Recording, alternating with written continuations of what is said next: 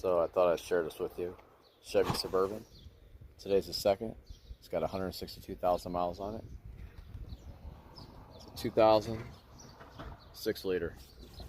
Recommendation to change these is every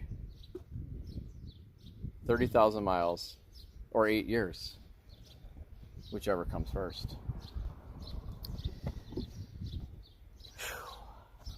Okay then.